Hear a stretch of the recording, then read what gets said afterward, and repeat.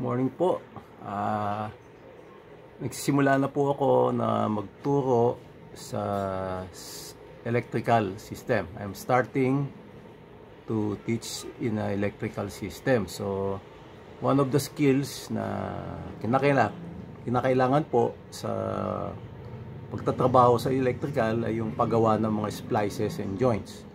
So, ito po ang pinaka-common na dalawang pinaka-common na splices na ginagamit, yung rattle joint at saka po yung Western Union joint. So, ang kauna-unahan pong gagawin ay kung gagawa po tayo ng isang joint ay balatan po yung kable, no? Mga ganito kahaba.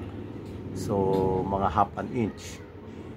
So, sa paggawa po ng Western Union joint, ang susunod nyo pong gagawin, magbalat ng dalawang kable at i-twist po ng paganito yung kable, pagdugtungin po.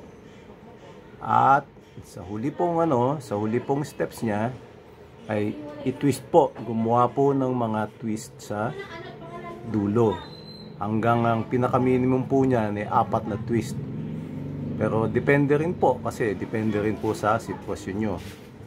Ang rattle joint po ay dalawang wire na binalatan, katulad po nito nung una, no? Yung first step, tapos po ganito, i-twist.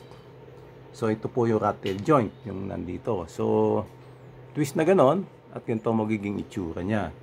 Ang finishing touches niya, i-fold po yung dalawang parang antena ngayon na B-shape.